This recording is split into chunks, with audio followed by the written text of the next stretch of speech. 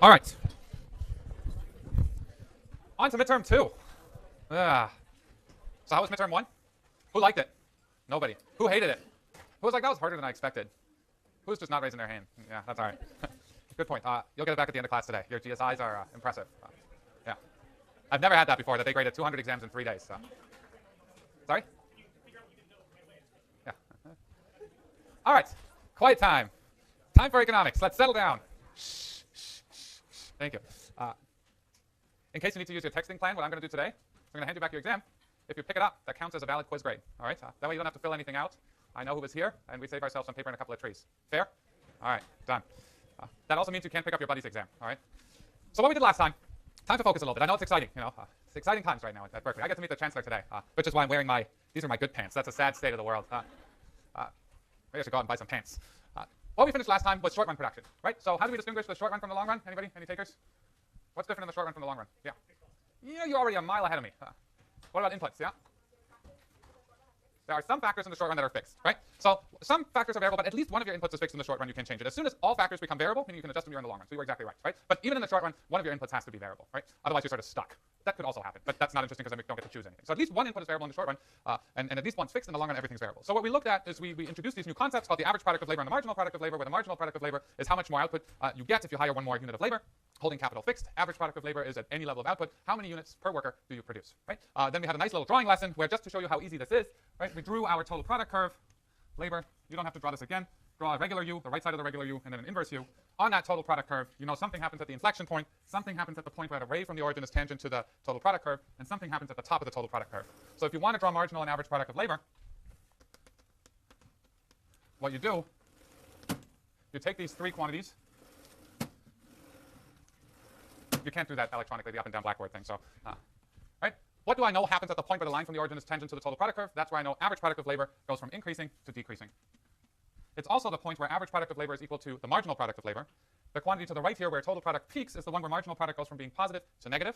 And this quantity here is where marginal product goes from being increasing to decreasing, right? Somewhere here. So this thing looks something like that. Bam. Or as we're going to draw it 1,000 times over the next couple of months, L, MPL, APL, right? You should be able to draw this in under 2 seconds now. That was the drawing lesson. Then we switched over to long run production and said in the long run all inputs are variable, and we derived something called the production function, which is just a 3D version of the total product curve, where we now get to vary capital and labor, and different combinations of capital and labor produce different amounts of output, right? We then ended up with a concept of the so-called isoquant, which is a line. Iso is Greek for same, quant is Greek for quant, and a so-called isoquant, which is a line that shows me all the combinations of labor and capital that produce the same amount of output. So in the long run, what I can do is I can substitute all my variable inputs. We're going to live in a two-input world, labor and capital. I can substitute freely between the two. And I also realized that there are many combinations of labor and capital that produce the same output. One of my favorite examples to demonstrate capital versus labor intensive is in Las Vegas. If casinos fall out of favor, they're no longer profitable, what do we do to these casinos? Anybody here see Ocean's 11? We blow them up, right? So Ocean's 11, excellent film. That's actually not a film, it's a movie. But excellent movie. So what they did is, old casino, you tie a bunch of dynamite to the individual beams, and then somebody who in the movie I think was Andy Garcia hits a button, and the casino implodes, right? That's how you take down a casino. Anybody ever seen how you take down a skyscraper in Hong Kong, for example? How do you do it? That's how we do it today. That's right. But how did we do that about 20 years ago? Yeah. So what you basically had is you had a lot of people, one sledgehammer each, and a lot of what are they called, wheelbarrows, and you would just start taking down the skyscraper floor by floor and slowly bring down the stuff from the top. Very labor intensive, right? So and this is still the case in many lower income countries. That a lot of tasks here that we achieve with a lot of capital, there you achieve with a lot of labor. Why is that? Same thing. One place does it with a lot of labor, the other place does it with a lot of capital. It's the obvious answer. Yeah. Yeah. Yeah. You can yell it out. Scarcity. Okay. What do economists like more than chocolate? Starts with P and ends with rice. Price, right? What do you think the price of labor in the U.S. is compared to the price of labor, I don't know, pick any major Chinese city, pick any major Indian city. Much higher here than it is there, right? So places that do the same thing in a much more labor-intensive fashion are usually places where labor is relatively less costly per unit, relative to places where you use a lot of capital to do the same thing. Their capital is relatively cheaper compared to labor, right? So if you can do the same thing with a lot of labor or a lot of capital, it simply depends what mix of inputs you use to produce outputs. Got to depend on the relative cost of those two things. Also, for those of you who do international trade, it depends a little bit on resource endowments and things like that, but that's a general equilibrium world, which we'll get to much later. So what we've got here is we've got a production function that allows us to produce the same output with different combinations of inputs. And this is where we left off last time, where I showed you the super high-tech graph in these admittedly rather mid-90s colors. What you've got here is you can produce 24 units of output by using 6 of capital, 1 of labor, or 1 of capital, 6 of labor, or 3, 2, 2, 3. You can produce 35 units of output, 6 units of capital, 2 units of labor, or 2 units of capital, 6 units of labor, or 3, 4, 4, 3. Right? Again, this would be the very capital-intensive way of producing 24 units. This would be the labor-intensive way of producing 24 units. So whatever the model I'm about to offer to you. Actually, there's no offering here, right? I'm telling you that that's the way we're going to look at the world, and then midterm 2, I'm going to make you regurgitate it and use it. But, right? So the model that would be useful to have is one that better have a prediction where places where capital is relatively less expensive would probably choose, something like here, and places where labor is, sorry, let's be clear, I think I just misspoke. Places where capital is relatively inexpensive would use a more capital-intensive combination of inputs, versus places where capital is relatively expensive and labor is relatively inexpensive would probably be over here somewhere. So that's where we're going. We're not quite there yet, and we have to do a bunch of work to really get there, but the intuition is very, very similar, and the pictures we're going to see are very similar to the ones we saw for consumption. So we've already done a lot of the tools creation. So nobody likes tables, right? In fact, everybody hates tables. Tables are the most inefficient way of presenting information pretty much always. So we like to present the same information graphically. So what I'm about to draw doesn't match numerically to the table I just threw up there earlier, which next year it will, but I'm not forward-looking enough to come up with these scaled things here. But let's just draw a couple of isoquants, right? Iso, same, quant, quantity. Meaning, let's figure out for some firm that I'm going to make up in my head a couple of input combinations that produce the same output. So I'm making up these numbers now. What goes on the y-axis always is k. What goes on the x-axis always is L, right? So labor on the x-axis, capital on the y-axis, and that's true for all textbooks and every graph you're ever going to draw in this particular part of the course. So let's say I can produce the same output with the following. That's a little bit steep. Yeah, whatever. Okay, let's say this here. Ugh, now the surface is moving. This is not good. Let's try again. Okay, that actually looks pretty good. Right, I'm going to call this one isoquant. Any point on this particular line here, and I'm again going to make up that number, produces 10 units of output. All right? So I can produce 10 units of output with 10 units of capital, 1 unit of labor, 5 units of labor, 1 unit of capital, or any other point on that isoquant. So any point on that isoquant produces the same output. Have in the back of your mind, this looks a lot like an indifference curve for imperfect substitutes, right? For imperfect substitutes, we had Reese's here and Hershey's on the x-axis, and each point on an indifference curve gave you the same amount of utility. So the label on an indifference curve was a level of utility, versus the label on an isoquant is actually output. So an isoquant for more output would look something like this. So I'm making up these labels. And this is Q equals 40. Right? So what you have here is a map of isoquants where each one of these isoquants tells you by its label how much output you're producing on that isoquant. They all look nice and imperfect substitute-ish. We will give that a name in a second. But what you're getting here is as you are moving onto higher isoquants, so draw a line straight from the origin into any direction you want. Right? Draw a straight line. Where's my ruler? I want to use this. Doesn't matter which direction you draw. Along this line from the origin, out into infinity and beyond, right? What you're getting here is at points where an isoquant intersects that line further away from the origin, output is higher than at isoquants that intersect that line closer to the origin, right? So Q is 10 for this one. This one here is further away from the origin. Its output is 20. Here it's 30. Up there it's 40. So if I drew another isoquant, let me just pick a random location here. What's got the label of, what has to be the label of this isoquant? 35 seems pretty good. I like your answer better. It has to be between 30 and 40. Right? Can't be exactly 30, can't be exactly 40, but it has to be in between somewhere. So I'm going to pick a number. How about 34.25? Just to make the point that there's, again, an isoquant through every possible bundle here. So what isoquants tell you is they're lines that tell you how to produce any level of output using different combinations of inputs. This technology I've shown you here, and we will think about this more carefully in a second, says that you can actually substitute between capital and labor. Right? If you want to maintain the same level of output, you have the choice between doing it in a very labor-intensive way versus doing it in a very capital-intensive way. There are clearly technologies where that's not true. Right? Teaching economics lectures with just capital is a hard thing to do. Your grandchildren will probably sit somewhere and a robot will talk. It will be much funnier than me, better dressed, more athletic, and much more energy efficient. Right? But I don't know. Will it be as handsome? No, I'm joking. Totally joking. But the point here is, right, it would be hard to think of there's many technologies where you could, or production processes, where it would be impossible to substitute between the two. You just have to use them in fixed combinations, for example. And we'll talk about those in a second. Okay.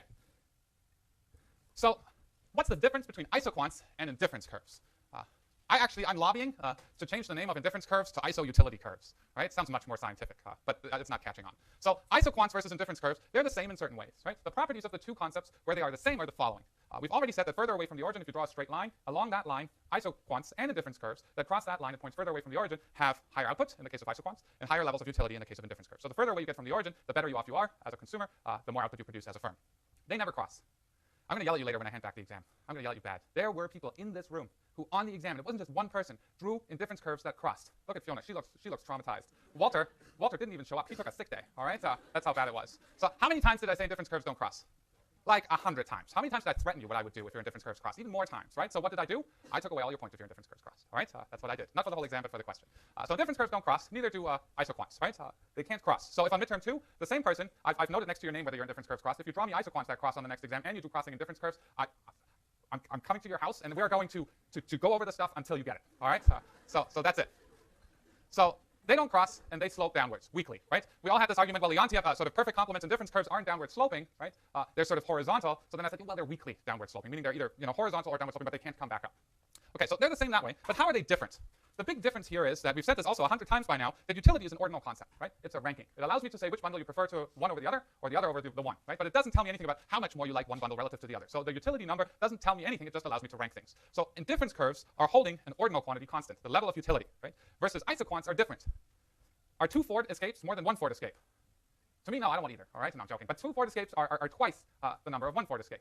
So it's cardinal and it's ordinal. I can say one is more than the other, and I can also tell you how many more units I get by simply looking at the two numbers and comparing them. So isoquants actually hold something cardinal constant. So the labels on isoquants, what the numbers are on those isoquants, really matters and tells you something about the production function that is really important. That something is called returns to scale, which we're going to talk about in a minute. So while with indifference curves, when you came to my office hours or in class and I put labels on it, I was sort of sloppy. I put IC1, IC2, IC3. I never bothered putting numbers on these indifference curves. With isoquants, I will be very careful that each isoquant actually has a label on it that tells me the number of units produced at that specific output level, and so should you. Okay. So what types of isoquants are there?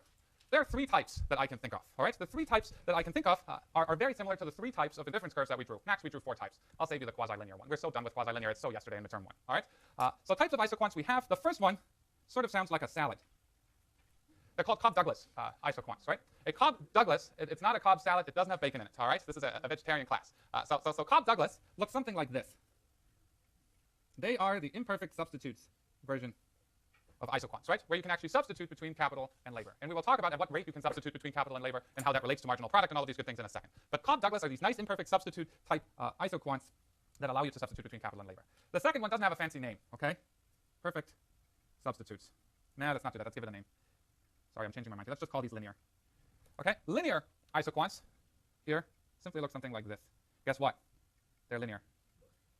Actually, if you were a purist, these are not linear, these are affine, but that's a different thing.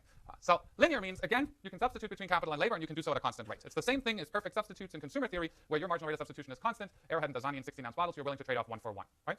So that's the linear one. Always label your axes, please. And then the last one are named after one of the smartest mathematicians to ever walk the face of the planet, Leontief. Since they don't teach cursive in high school anymore, let's do this right. Here we go. Vasily Leontief, Russian. I think he was a mathematician, gone economist. I don't know whether he ever drew the distinction in his own mind, but he came up with this production function here. It's just the perfect complement production function, where you need inputs in fixed proportions.